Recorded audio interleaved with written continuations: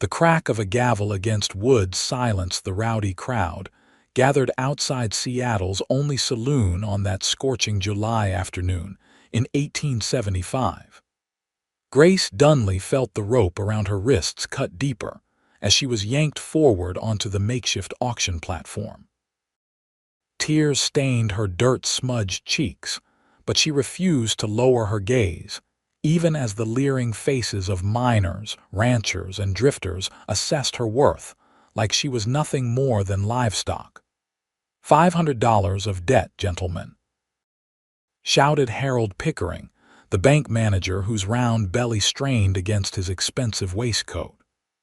The late Mr. Dunley's estate must be settled, and as per the territorial law, all his possessions, including his marriage contract, are forfeit to cover his obligations. Grace's shoulders trembled beneath her threadbare dress. Just 3 days ago, she'd been preparing dinner when they brought Thomas home, his body lifeless after a mining accident. Before she could even bury him properly, Pickering had arrived with papers showing Thomas had borrowed heavily against their small homestead. Now, at 24, she faced the unthinkable. "We'll start the bidding at $100, Pickering announced, his voice carrying across the dusty street. "Who'll give me $100 for this fine woman? Young, healthy, can cook and clean and other wifely duties." His suggestive wink drew cruel laughter from the crowd. "100, called a grizzled miner whose breath reeked of whiskey even from 10 feet away. 120, countered a cattle driver with a scar running down his cheek. Grace fought back nausea as the bids climbed higher. The territorial laws were merciless. A woman had few rights, and a widow with debts had none. She scanned the faces, searching for a hint of compassion among the sea of callousness, but found none. 250, called a voice from the back, and the crowd parted to reveal Silas Lane standing tall, thumbs hooked casually in his belt. The afternoon sun glinted off his dark hair, and his piercing blue eyes never left Grace's face. Everyone knew Silas Lane. He'd arrived in Seattle 3 years prior, bought the struggling Double L Ranch outside town, and transformed it into one of the most prosperous operations in the territory. Unlike most men who'd struck it rich, Silas kept to himself, rarely visiting town except for supplies or occasional business at the bank. 275, countered the scarred cattle driver, eyeing Silas with suspicion. 300, said Silas, his voice calm but firm. Grace remembered seeing him occasionally at church or passing on the street, always polite but distant.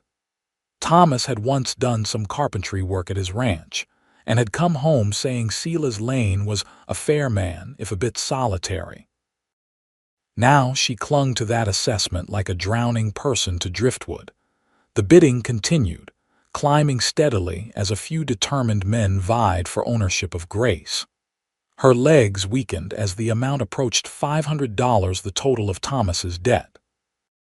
490, called the cattle driver, his face flushed with determination and drink. Pickering looked pleased, turning to Silas with raised eyebrows. "Mr. Lane, care to top that?" The crowd hushed as Silas stepped forward, the jingle of his spurs the only sound on the dusty street. He reached into his coat pocket and withdrew a leather pouch. With deliberate movements, he stepped up to the platform and dropped it at Pickering's feet. The coins inside clinked heavily. "That debt's paid," Silas stated flatly. In full, Pickering fumbled with the pouch, counting quickly. $500 exactly, he confirmed, unable to hide his surprise. "The lady goes free," Silas said, drawing a knife from his belt. The crowd tensed, but he simply cut the ropes binding Grace's wrists. "This auction is over." Murmurs rippled through the onlookers as Pickering stamped the debt papers with his seal. "Paid in full," he declared reluctantly. Grace rubbed her raw wrists, stunned. "Mr. Lane," she whispered, her voice cracking, "I don't understand." "No decent man would stand for this," he replied quietly, his eyes still hard as he glared at the dispersing crowd. "I won't be claiming any ownership of you, Mrs. Dunley. You're a free woman. But where will I go?" "They've taken everything. You'll have options," Silas assured her. "For now, my housekeeper, Mrs. Jenkins, could use help at the ranch. Paid work, your own room, for as long as you need to get on your feet." Hope fluttered in Grace's chest for the first time in days. "Why would you do this for a stranger?" Silas's expression softened almost imperceptibly. "Because I've seen what happens when good people fall on hard times with no one to stand beside them." He offered his arm. "My wagon's down the street. Mrs. Jenkins will have dinner waiting." With one last look at the town that had been prepared to sell her to the highest bidder, Grace placed her trembling hand on Silas's arm and took her first step toward an uncertain future. The Double L Ranch sprawled across 200 acres of prime Washington Territory land, nestled against the foothills with a clear view of the distant mountains. As Silas's wagon crested the final hill, Grace gasped at the sight. A two-story main house built of solid timber stood proudly among several well-maintained outbuildings, corrals, and a large barn. Cattle grazed in the distance, and the evening sun bathed everything in golden light. "It's beautiful," she murmured, still clutching the small bundle of personal belongings Pickering had generously allowed her to take: her wedding band, a photograph of her parents, and a few articles of clothing. "Took 3 years to build it up," Silas replied, a hint of pride warming his typically reserved tone. "Was nothing but overgrazed land and a broken-down cabin when I arrived." The wagon rolled to a stop in front of the house, and before Silas could climb down, the front door swung open. A stout woman with silver-streaked hair and a kind face hurried down the steps, wiping flour-dusted hands on her apron. "You're late for supper, Mr. Lane," she called before noticing Grace. Her expression immediately softened. "Oh, my dear, you must be Mrs. Dunley." Grace shot a questioning glance at Silas, who was securing the horses. "I sent word ahead with one of the hands," he explained. "Mrs. Jenkins, this is Mrs. Grace Dunley. She'll be staying with us for a time." "Well, thank heavens for that," Mrs. Jenkins said, already reaching for Grace's bundle. "I've made up the blue room for you, dear. Come along now, you look dead on your feet." Overwhelmed by the woman's immediate kindness, Grace followed her into the house. The interior was surprisingly warm and well-furnished, with polished wood floors, comfortable furniture, and shelves lined with books. It wasn't ostentatious, but spoke of comfort and careful attention. "Mr. Lane told me about your situation," Mrs. Jenkins said quietly as she led Grace upstairs. "Disgraceful, what they tried to do. This territory needs more civilized laws for women, if you ask me." The blue room was a cozy chamber with a large bed, washstand, wardrobe, and a window overlooking the ranch's eastern pastures. Fresh wildflowers stood in a vase on the bedside table, their sweet scent filling the air. "Take your time settling in," Mrs. Jenkins said. "There's hot water for washing, and I've left a clean dress on the bed. It may be a bit large, but we can alter it tomorrow." After Mrs. Jenkins departed, Grace sank onto the bed, emotions finally overwhelming her. She wept silently for Thomas, for the humiliation she'd endured, and for the strange kindness of these strangers. When her tears subsided, she washed her face and changed into the offered dress, a simple blue cotton that hung loosely on her frame. Downstairs, she found Silas and Mrs. Jenkins in the dining room. A third place had been set at the table, laden with roast beef, potatoes, green beans, and freshly baked bread. "Please join us, Mrs. Dunley," Silas said, standing as she entered. "You can call me Grace," she replied softly, taking the offered seat. Dinner conversation remained polite but restrained.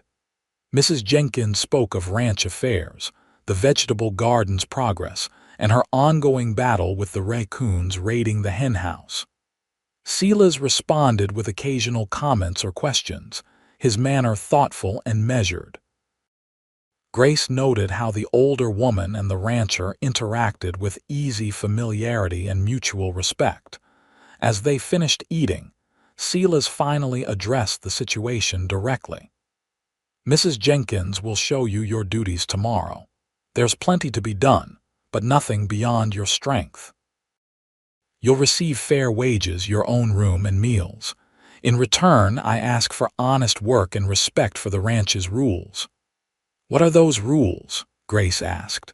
"Simple ones. No drinking on the property. No entertaining men in your quarters. Work starts at dawn and ends when it's done. Sundays for rest unless there's an emergency." His tone remained matter-of-fact. "You're free to leave any time you choose. This isn't a prison and you're not beholden to me or anyone else." Grace nodded, relief washing through her. "Thank you, Mr. Lane. I promise I won't be a burden."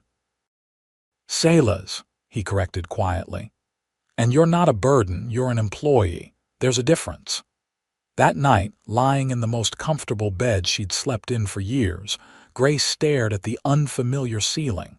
She'd gone from wife to widow to nearly becoming property in the space of 3 days. Now she was an employee on a sprawling ranch, working for a man who'd spent $500 to free her, but wanted nothing in return except honest labor. The thought was both comforting and unsettling. Thomas had been a kind husband, if not particularly successful. Their tiny homestead had never prospered despite his hard work, and now she understood why he'd been borrowing against their future, perhaps hoping for a lucky strike in the mines that never came. Grace pulled the quilt tighter around her shoulders. Whatever Silas Lane's reasons for helping her, she would repay his kindness with diligence. Tomorrow would begin her new life not as a wife or a possession, but as her own woman earning her way. Dawn broke over the double L with the sound of roosters crowing and men calling to each other as they began the day's work. Grace, already dressed in her altered blue dress with an apron Mrs. Jenkins had provided, made her way downstairs to find the housekeeper kneading dough in the large kitchen. "Good morning, dear," Mrs. Jenkins smiled. "You're an early riser. That'll serve you well here." "I've never been one to lie abed," Grace replied, rolling up her sleeves. "Please tell me how I can help." Over the next few hours, Grace learned the rhythm of the ranch house breakfast for Silas and the 8 ranch hands, cleaning, laundry, food preservation, and dozens of other daily tasks that kept the operation running smoothly. Mrs.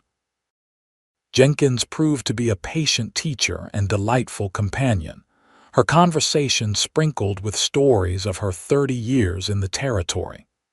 "Mr. Lane hired me 3 years ago when he first bought this land," she explained as they hung laundry on the line behind the house. "My Albert had just passed, and I was about to lose our place in town. The young man showed up at my door, said he'd heard I was the best cook in 3 counties and offered me this position." "That was fortunate timing," Grace remarked. Mrs. Jenkins gave her a knowing look. "Just like your situation. Mr. Lane has a habit of finding people at their lowest moments." Throughout that first day, Grace caught only glimpses of Silas, riding out with his men at dawn and returning briefly at midday for a quick meal before heading back to the far pastures. At dinner, he ate quickly, discussing cattle matters with his foreman before retreating to his study with account books. Days stretched into a week, then 2. Grace found herself settling into the rhythm of ranch life with surprising ease. Her duties expanded as she proved her capabilities, taking over the vegetable garden, assisting with preserving the summer harvest, and eventually helping Mrs. Jenkins with the ranch's bookkeeping. Her interactions with Silas remained polite but limited. He was often gone before dawn and returned after sunset, the demands of running such a large operation keeping him constantly occupied. When they did share meals or pass in the hallway, he would inquire about her comfort or ask if she needed anything, but never pressed for personal conversation. One afternoon in early August, Grace was picking beans in the garden when the sound of approaching hoofbeats made her look up. Silas rode in, his shirt dusty from the trail, leading a second horse, a gentle-looking chestnut mare. "Good afternoon," he called, dismounting with fluid grace. "I was hoping to find you here." Grace straightened, wiping her brow. "Is something wrong?" "Nothing at all. I just thought you might like some independence." He gestured to the mare. "This is Penny. She's even tempered and patient with inexperienced riders." Grace approached cautiously, reaching out to stroke the horse's velvety nose. "She's beautiful, but I don't understand. The ranch is large, and you've been confined to the house and yard for weeks now," Silas explained. "I thought you might enjoy the freedom to ride out occasionally, see the land, visit the stream. Mrs. Jenkins mentioned you used to enjoy riding before you were married." Surprised, Grace turned to him. "She told you that?" A hint of a smile touched his lips. "Mrs. Jenkins knows everyone's business. It's her special talent." "I haven't ridden in years," Grace admitted. "Thomas sold my mare to cover winter supplies our first year together. Penny will remember for both of you." Silas handed her the reins. "Would you like to try now? I could show you the western meadow the wildflowers are at their peak." The invitation was so unexpected that Grace found herself nodding before she'd fully considered it. "I'd like that very much. Let me just change my apron and tell Mrs. Jenkins." 20 minutes later, they rode side by side across the rolling grasslands of the Double L. Grace's initial nervousness quickly faded as Penny proved to be exactly as advertised, gentle and responsive. The afternoon sun warmed her face as they crested a hill, revealing a meadow awash in purple, yellow, and white wildflowers stretching to the tree line of a distant forest. "It's magnificent," Grace breathed, reining Penny to a stop beside Silas's stallion. "This is my favorite spot on the ranch," Silas admitted, his usual reserve softening as he surveyed the landscape. "Especially this time of year." They dismounted, letting the horses graze while they walked among the flowers. Grace found herself relaxing in Silas's company for the first time, asking questions about the ranch's operations and his plans for expansion. "You know a great deal about ranching for someone who's only been here a month," he observed as they sat on a fallen log at the meadow's edge. Grace smiled. "I grew up on a small cattle operation in Missouri. My father taught me everything he knew, expecting me to marry a rancher and put that knowledge to use." Her smile faded. "Instead, I fell in love with Thomas, a carpenter with dreams of striking it rich in the goldfields." "You loved him very much," Silas said quietly. "I did. He was kind and full of dreams, even if those dreams never quite materialized." She twisted her wedding band, still on her finger. "He wasn't a perfect man, but he didn't deserve to die in that mine." Silas was silent for a moment. "Few of us get what we deserve in this life, good or bad. All we can do is make the best choices with what we're given." "Like you did, coming to my aid that day?" Grace asked, finally voicing the question that had lingered since her arrival. "Why did you really do it, Silas?" $500 is no small sum to spend on a stranger. His blue eyes met hers directly. "I couldn't stand by and watch a decent woman being sold like property, not when I had the means to prevent it. There must be more to it than that." Silas looked away, his gaze traveling across the sun-dappled meadow. "My mother found herself in a similar situation when I was 10. My father died unexpectedly, leaving substantial debts.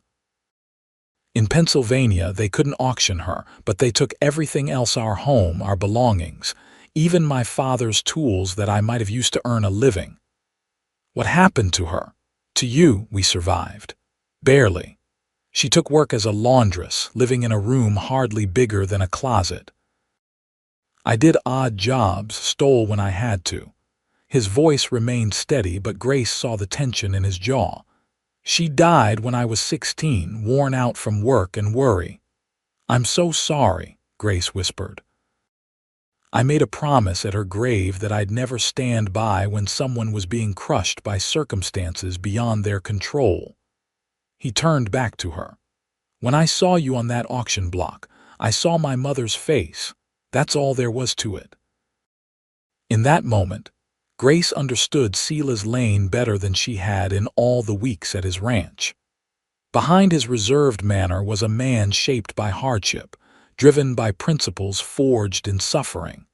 The ride back to the ranch was quieter, but the silence felt companionable rather than awkward. As they approached the barn, Sela spoke again. Penny is yours, by the way, not a loan. Sela's I can't accept. Consider it part of your wages. Every ranch hand needs a good horse.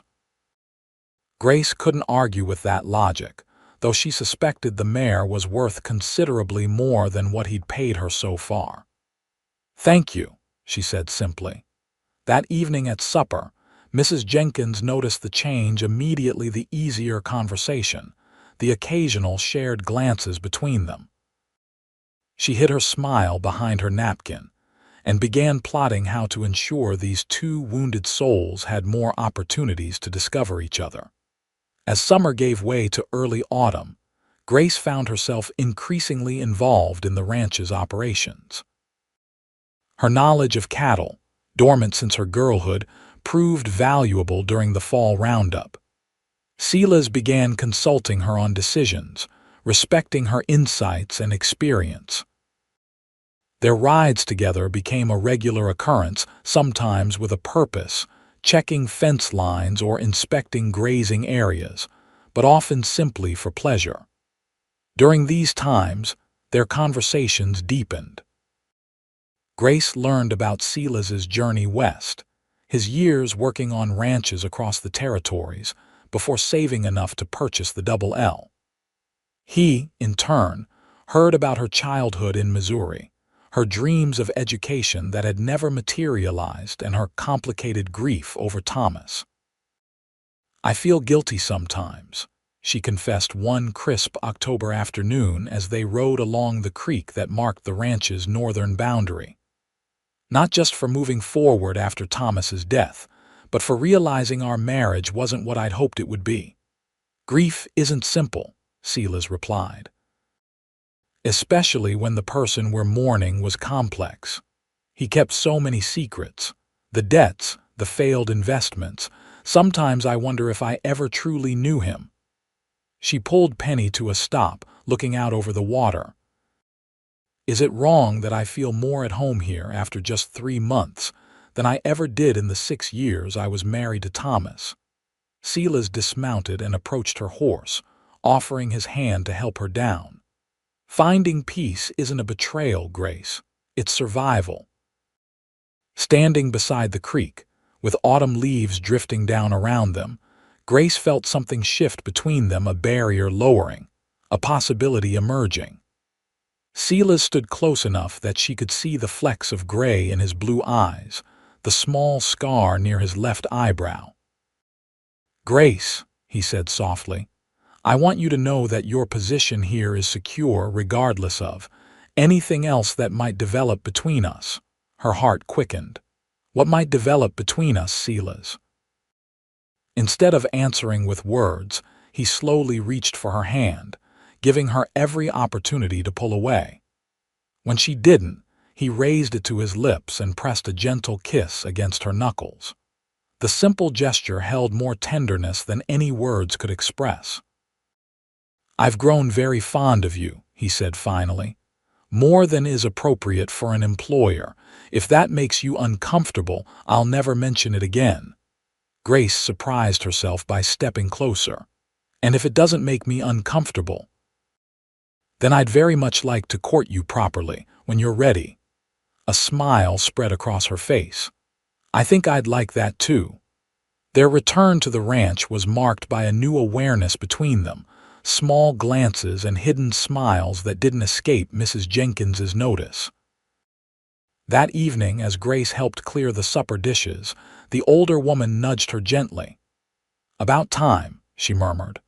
"I was beginning to think I'd need to lock you two in the root cellar to make any progress." "Mrs. Jenkins!" Grace exclaimed, blushing furiously. "Oh, don't Mrs. Jenkins me, girl. I've watched you two dance around each other for months. He lights up when you enter a room, though he thinks he hides it well. Does everyone know?" "Only those with eyes in their heads," the housekeeper chuckled. "But don't worry, the hands are too busy with the fall roundup to gossip about the boss's love life." "It's not. We haven't." Grace fumbled for words. "Give it time." Mrs. Jenkins patted her hand. "Some things are worth waiting for." The following weeks brought a gradual evolution in Sela's and Grace's relationship. He began joining her for evening walks around the ranch, their conversations ranging from practical matters like cattle breeding to philosophical discussions about books they'd both read. One Sunday, he drove her into town for church services, making their association public for the first time. The reactions were mixed. Some townspeople welcomed Grace warmly, expressing relief at her improved circumstances. Others whispered behind fans and hats, speculating about her relationship with the wealthy rancher. Most painful were the encounters with those who had been present at the auction, their eyes either sliding away in shame or lingering with resentment that she had escaped their bidding. "Ignore them," Silas murmured as they exited the church, his hand supportive at her elbow. "Their opinions don't matter." "Easy for you to say," Grace replied, forcing a smile as they passed the bank manager, Pickering, who offered a stiff nod. "You weren't the one on display like a prize heifer." "No, but I was the one who ruined their entertainment," Silas countered with unexpected humor. "I suspect I'm quite unpopular among certain elements for that." The comment startled a genuine laugh from Grace, drawing more curious glances. "Then we're outcasts together." "I can think of worse fates," he said, helping her into the buggy. As they drove back to the ranch, Grace felt a weight lifting. The town that had humiliated her no longer held power over her happiness or future. Her life was at the Double L now with Sela's Mrs. Jenkins and the community they'd formed. That evening, as they sat on the porch watching the sunset paint the western sky in brilliant oranges and purples, Sela's reached for her hand. The simple contact sent warmth spreading through her despite the autumn chill. "I want to ask you something," he said, his voice uncharacteristically hesitant. "Yes." Grace turned to him, noting the unusual tension in his expression. "Would you consider removing your wedding band?" "Not because I don't respect your past," he added quickly, "but because I hope you're considering a future where you might wear a different ring." The directness of his question took her breath away. Grace looked down at the simple gold band that had adorned her finger for 6 years. It represented a chapter of her life not all happy but significant nonetheless. "I've been thinking about that myself," she admitted. "It's been nearly 4 months since Thomas died. I'm not sure what's proper." "Proper be damned," Silas said with sudden intensity. "What do you want, Grace?" The question, so simple yet so profound, made her eyes sting with unexpected tears. How long had it been since anyone had asked what she wanted? Thomas had made decisions for them both. Before him, her father had directed her life. Even Silas, for all his kindness, had initially offered her a position and path without much consultation. "I want to move forward," she said finally. "I'll always honor Thomas's memory, but I don't want to be defined by being his widow for the rest of my life." With trembling fingers, she slipped the gold band from her finger. The pale indentation left behind felt strange, vulnerable. "I don't know if I'm ready for another ring just yet," she continued, meeting his gaze steadily. "But I am ready to see where this path between us leads." Silas's smile was like sunrise after a long night. "That's all I could ask for."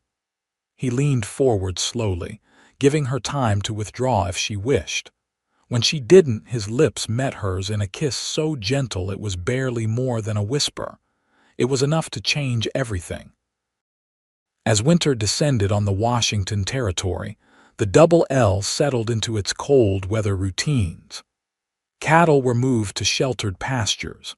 Supplies were stockpiled against potential snowstorms, and the ranch house became a haven of warmth and light against the early darkness. Grace's role continued to evolve. No longer simply Mrs. Jenkins's assistant, she had taken over much of the ranch's bookkeeping and correspondence, revealing a sharp mind for business that Silas increasingly relied upon. Their courtship progressed with the steady, unhurried pace that characterized Silas himself, evening chess games by the fire, reading aloud from shared books, long conversations about their hopes and fears. 2 weeks before Christmas, a fierce snowstorm blanketed the region. For 3 days, the ranch was isolated by drifts too deep for travel. On the 4th morning, Grace awoke to find the world transformed into a crystalline wonderland, sunlight glinting off snow-laden branches and ice-encrusted fences. After breakfast, Silas surprised her by appearing at the kitchen door with 2 pairs of snowshoes. "Care to see something spectacular?" he asked, eyes twinkling with rare mischief. Bundled in warm coats, scarves, and gloves, they set out across the pristine landscape. The snowshoes made movement possible, if somewhat awkward, and Grace found herself laughing as she struggled to maintain her balance. Silas stayed close, catching her arm whenever she wobbled. "Where are we going?"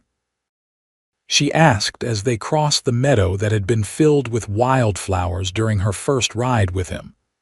"You'll see," was his only answer, a smile playing at the corners of his mouth. After nearly an hour of steady progress, they reached a small rise overlooking a frozen pond Grace had never seen before. The surface gleamed like polished silver in the winter sunshine, surrounded by snow-covered pines. "It's beautiful," Grace breathed, her words forming clouds in the cold air. "My secret spot," Silas admitted. "I found it my first winter here. Somehow, no matter how harsh the season, it always feels peaceful here." He guided her down to the pond's edge, where a fallen log had been cleared of snow. From his coat, he produced a small flask of hot coffee and 2 tin cups, pouring the steaming liquid with careful precision.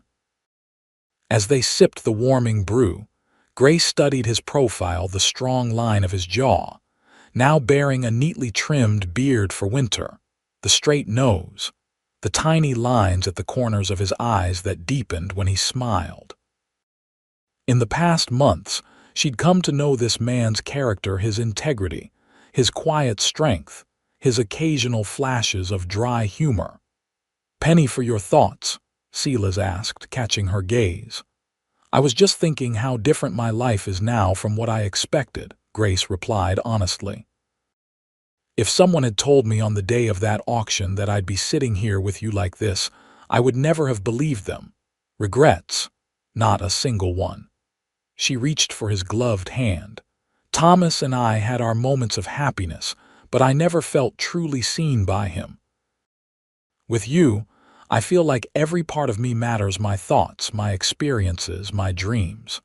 Silas set down his cup, turning to face her fully. "I've been wanting to say something to you for weeks now, but I've been waiting for the right moment." He drew a deep breath. "I think this is it." Grace's heart quickened as he took both her hands in his. "I love you, Grace. Not just for your beauty or your kindness, though both take my breath away. I love your strength, your resilience, your quick mind. I love how you hum when you think no one's listening and how fiercely you defend your opinions during our chess games." His voice deepened with emotion. "I want to build a life with you not as my employee or even just as my wife, but as my true partner in everything." Tears welled in Grace's eyes, freezing on her lashes in the cold air. "Silas." He reached into his coat pocket and withdrew a small velvet box. "I'm not asking you to answer right away. I know we've only known each other a short time and your heart is still healing. But I wanted you to know my intentions." He opened the box to reveal a ring with a single perfect pearl surrounded by tiny diamonds. "This was my mother's, the only thing of value I managed to keep when everything else was taken." Grace stared at the ring, understanding the profound significance of this offering. "It's beautiful," she whispered. "Like you," he replied simply. "When you're ready, whether that's today or months from now, it's yours." In that moment, looking into his earnest blue eyes, Grace realized the answer had been forming in her heart for weeks.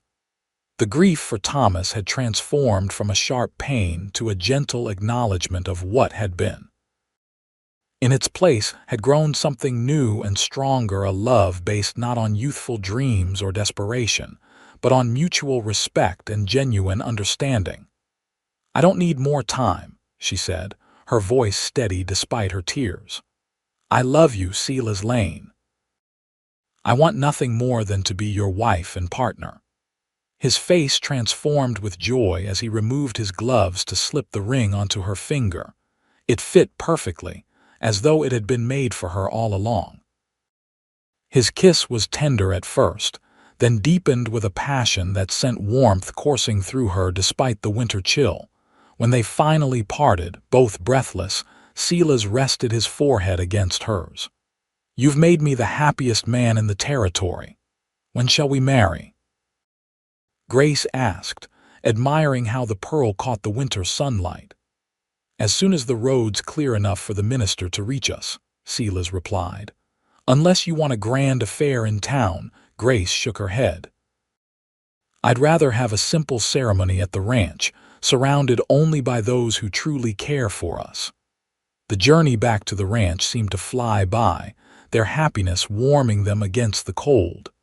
As they approached the house, Mrs. Jenkins appeared on the porch, her expression anxious until she caught sight of their joined hands and radiant faces. "Well," she called, hands on hips. Silas laughed, the sound ringing across the snow-covered yard. "She said yes, Mrs.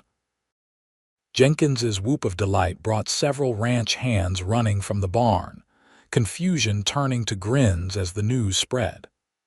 By supper time, the entire Double L was celebrating the engagement, the bunkhouse contributing its hidden stores of whiskey for impromptu toasts. 2 weeks later, on Christmas Eve, Grace Dunley became Grace Lane in a ceremony performed in the ranch house parlor, decorated with pine boughs and red ribbons for the holiday. The minister from Seattle had made the journey despite the challenging roads, and Mrs. Jenkins had outdone herself preparing a feast for the ranch hands and the few friends close enough to attend. Grace wore a new dress of deep blue velvet, ordered specially from Seattle. As Silas placed a gold band alongside her pearl engagement ring, his hands were steady, but his voice trembled slightly with emotion. The minister pronounced them husband and wife just as the grandfather clock in the hall struck 6, and their kiss was met with cheers and applause from their small gathering of witnesses. The celebration continued well into the night, with music provided by 2 ranch hands who proved surprisingly talented on fiddle and harmonica. Silas revealed an unexpected ability to dance, whirling Grace around the cleared parlor with confidence and grace. "Where did you learn to dance like this?" she asked, breathless from a particularly energetic reel. "My mother insisted I learn properly," he answered, his hand warm at her waist. She said a gentleman should know how to dance even if he never attends a ball. She would be proud of the man you've become, Grace said softly. His eyes darkened with emotion. I hope so. I think she would have loved you. As midnight approached, they slipped away from the festivities to the privacy of the master bedroom, now their shared room. Silas had spent weeks having it refurbished for Grace's comfort, adding a new dressing table, softer bedding, and curtains in her favorite shade of blue. Their first night together as husband and wife was a discovery of tenderness and passion neither had fully anticipated. In Silas's arms, Grace found a completeness she had never known, their bodies and hearts joining in perfect harmony. As they lay entwined afterward, listening to the distant sounds of celebration continuing downstairs, Silas traced gentle patterns on her bare shoulder. "Are you happy, Mrs. Lane?" He murmured against her hair. "Completely," she answered truthfully. "Though I still can't quite believe how my life has changed in just 6 months, from that auction block to this." Silas's arms tightened around her. "That day, when I said that debt's paid, I had no idea I was the one being given a gift beyond price." "We saved each other," Grace replied, resting her head on his chest, listening to the strong, steady beating of his heart. "And that's the most precious gift of all." Spring came early to the Washington Territory in 1876. By March, the snow had retreated to the distant mountain peaks, and the Double L Ranch was bustling with activity. New calves wobbled alongside their mothers in the greening pastures, and the vegetable garden Grace had expanded was showing its first tender shoots. Life, as Silas Lane's wife, had settled into a rhythm that brought Grace deep contentment. Their partnership extended to every aspect of ranch operations, Silas respecting her intelligence and experience, Grace supporting his vision for the Double Elticast future. Together, they made decisions about breeding stock, land purchases, and investments that would secure their prosperity for years to come. Their personal happiness grew alongside the ranch's success. Mornings began with shared coffee on the porch, watching the sun rise over their domain. Evenings ended in the intimacy of their bedroom, where they continued to discover new depths to their passion for each other. Even their occasional disagreements, inevitable between two strong-minded individuals, were resolved with mutual respect and understanding. On a particularly fine April morning, Grace sat at her desk in the small office she and Silas now shared, reviewing cattle sale contracts. The window was open, allowing the scent of blooming wildflowers to drift in on the breeze. She paused, suddenly overcome by a wave of nausea that had become familiar over the past few weeks. Mrs. Jenkins, passing the open door with a basket of linens, stopped and observed her pale face. "Still feeling peakish, are we?" Grace nodded, taking a deep breath as the sensation passed. "It comes and goes, mostly in the mornings." The housekeeper set down her basket and closed the office door. "Have you told him yet?" "Told him what?" Grace asked, though she suspected she knew exactly what Mrs. Jenkins was implying. "That he's going to be a father by Christmas," the older woman stated matter-of-factly. "I've raised 4 children of my own and helped bring dozens more into this world. I know the signs." A mixture of hope and fear fluttered in Grace's chest. She had begun to suspect the same thing but had been hesitant to voice it until she was certain. "Do you really think so?" "I'd stake my reputation on it," Mrs. Jenkins replied with a confident nod. "The queasiness, the way you've been avoiding coffee, how you nearly fell asleep at the supper table last night. Classic signs, everyone." Grace rested her hand on her still flat abdomen, trying to imagine the tiny life that might be growing within. "I wanted to be sure before I told Silas."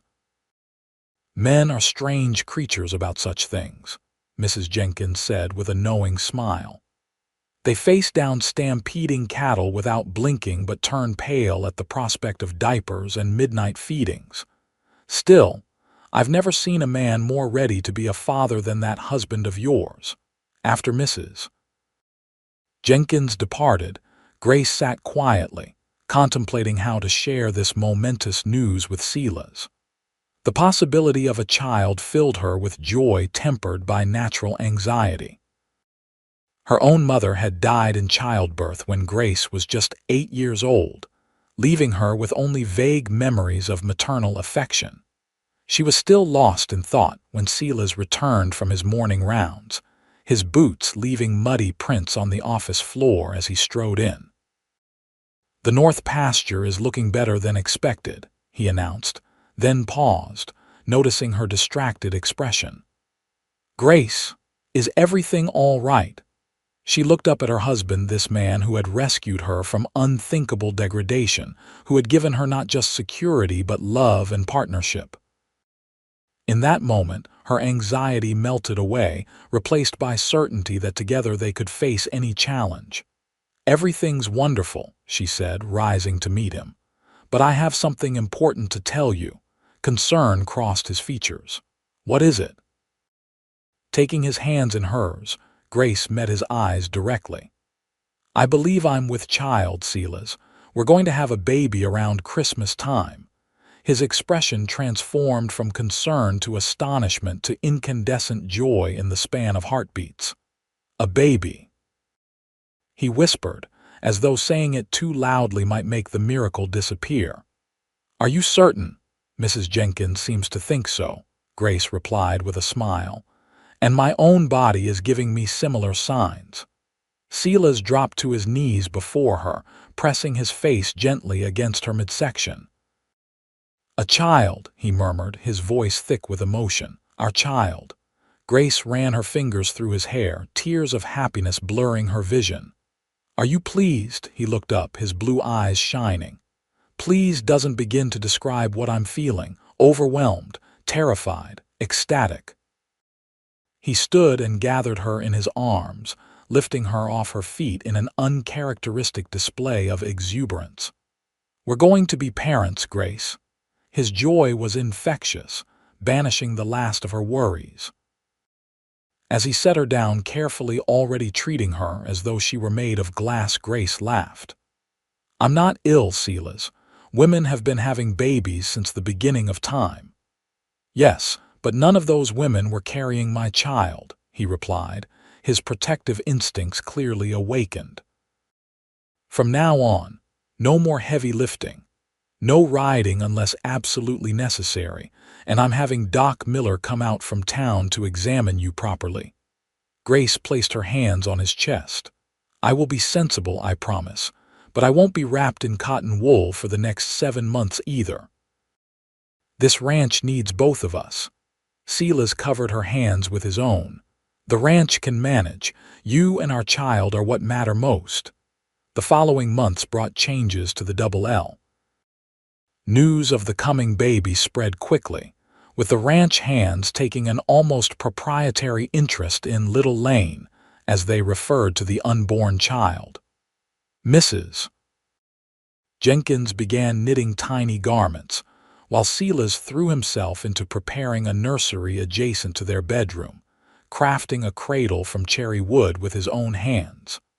By autumn, Grace's condition was unmistakable, her slender frame now supporting a prominent belly. Despite Silas's protective hovering, she remained involved in ranch operations, though she had conceded to conducting more business from her desk rather than on horseback. One crisp November afternoon, as golden leaves drifted from the cottonwoods along the creek, Grace sat on the porch swing Silas had installed that summer, her hands resting on her swollen abdomen. The baby was particularly active, kicking and rolling as though eager to explore the world. "Settle down in there," she murmured affectionately. "You've got another month before your grand entrance." The sound of approaching hoofbeats drew her attention. Silas rode in, accompanied by 2 unfamiliar men. Grace watched curiously as they dismounted and engaged in what appeared to be serious conversation near the corral. When Silas finally approached the house, his expression was troubled. "What is it?" Grace asked as he joined her on the porch. "Those men are from the Territorial Land Office," he explained, sitting beside her on the swing. "There's been a complication with some of our property." Grace frowned. "What kind of complication?" Silas ran a hand through his hair, a gesture she recognized as a sign of frustration. "It seems the western section, about 80 acres, including the wildflower meadow, may have been improperly registered when I purchased it. There's another claim on the land." "After 3 years. How is that possible?" "The claimant has been away serving in the Army. He returned recently and filed a petition based on a homesteading claim his father initiated before I bought the property." Silas's jaw tightened. "The land office is reviewing the documentation, but there's a possibility we could lose that section." Grace placed her hand over his.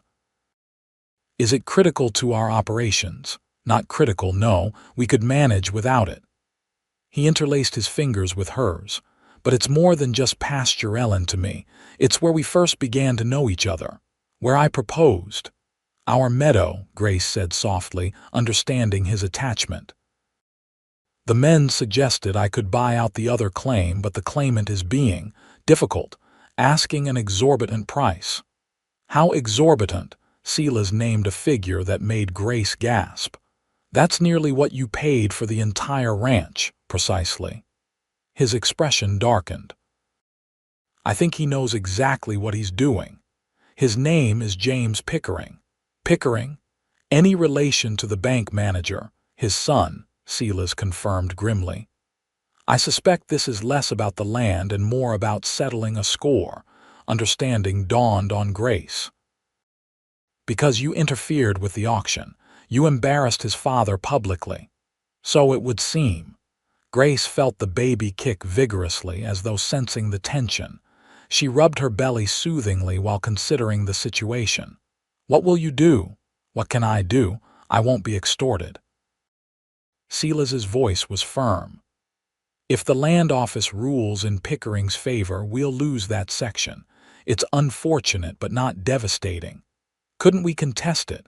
Hire a lawyer from Seattle?" "I've considered that. But legal battles can drag on for years, costing more than the land is worth." He squeezed her hand. "I don't want this cloud hanging over us when the baby comes. Some things are more important than property." Grace nodded, acknowledging his wisdom while feeling a deep sadness at the potential loss of their special place. "You're right, of course. We still have everything that truly matters." That evening, as they prepared for bed, Grace watched Silas move about the room with unusual quietness. The land dispute had affected him more deeply than he wanted to admit. "Come to bed," she said softly, patting the space beside her. "You look exhausted." He complied, extinguishing the lamp before sliding under the quilts. In the darkness, he drew her into his arms, her back against his chest, his hand resting protectively over their unborn child. "I'm sorry about the meadow," he murmured against her hair. "Don't apologize. You didn't cause this situation." Grace covered his hand with hers. "Besides, the memories aren't in the land itself, but in our hearts. No one can take those from us." She felt him smile against her shoulder. "How did I get so fortunate to find a wife with both beauty and wisdom?" "You paid a debt," she replied simply, "and received blessings in return." The land office's decision came 3 weeks later. The western section would indeed revert to James Pickering's ownership unless Silas agreed to pay the demanded price. True to his word, Silas declined, accepting the loss with outward stoicism while Grace knew he grieved privately. Nature, however, had other plans. 2 days after the decision, Grace awoke in the pre-dawn hours to a sharp pain radiating across her abdomen. As she shifted uncomfortably, she felt a rush of warm fluid soaking the bedsheets. "Silas," she gasped, shaking his shoulder. "The baby's coming." He was instantly alert, striking a match to light the bedside lamp. "But it's too early," he said, his voice tight with concern. "Only by a few weeks," Grace reassured him, though another contraction was already building. "Babies come when they're ready, not according to our schedules." The next hours passed in a blur of pain, fear, and determination. Mrs. Jenkins took charge, sending a ranch hand galloping toward town to fetch the doctor while she prepared the bedroom for delivery. Silas refused to leave Grace's side, holding her hand through each contraction, wiping her brow and whispering words of encouragement. By mid-morning, the contractions were coming fast and strong, but the doctor had still not arrived. A winter storm was brewing, turning the road from town treacherous.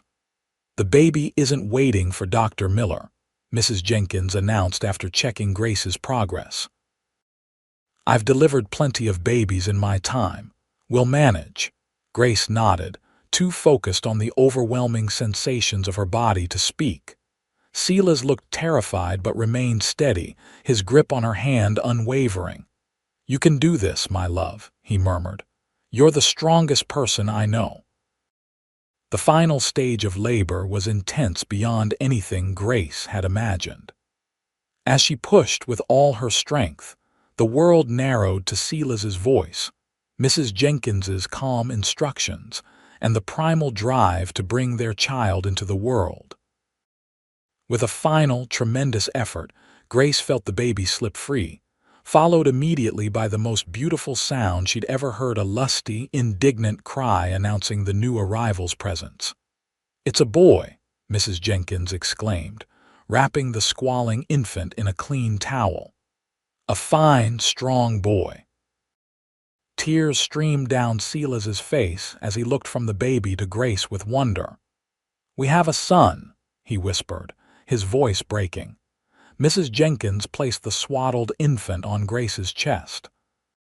Through exhausted tears, Grace beheld her son's tiny, perfect face, a miniature blend of herself and Silas, with a shock of dark hair and a determined little chin. "Hello, Samuel," she said softly, the name they had chosen for a boy coming naturally to her lips. Silas placed his hand gently on the baby's head. "Samuel Thomas Lane," he added, honoring Grace's first husband in a gesture that filled her heart with gratitude. The new family had precious little time together before Mrs. Jenkins shooed Silas away so she could attend to Grace's post-delivery needs.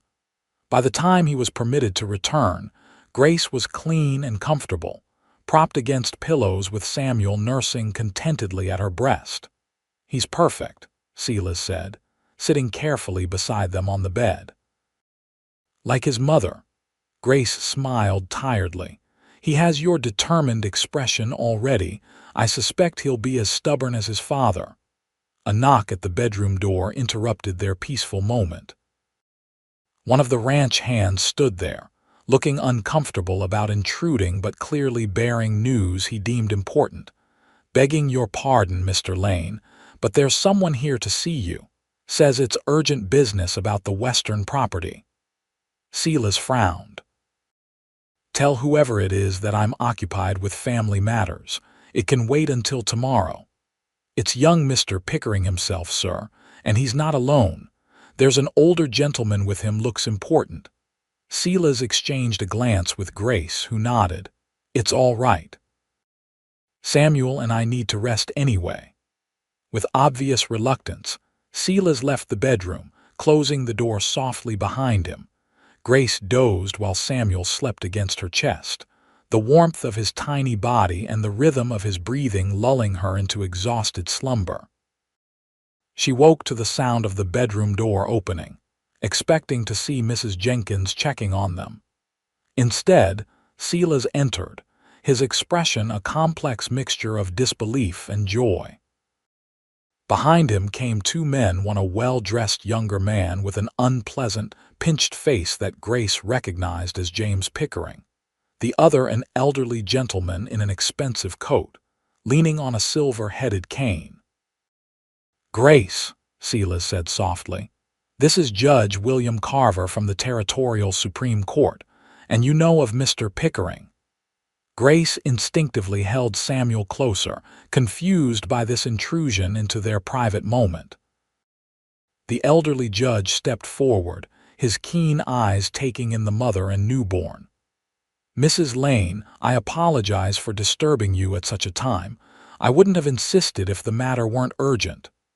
"What matter?" Grace asked, looking to Silas for explanation. It was the judge who answered. "The disputed land claim, madam. I've reviewed the case personally and made some interesting discoveries." He turned a stern gaze on the younger Pickering, who shifted uncomfortably. "It seems certain documents submitted to the land office were altered, dates changed, signatures modified." "Forgeries?" Grace asked sharply. "Precisely." Judge Carver nodded. "Mr. Pickering has admitted his role in the deception, once confronted with the evidence."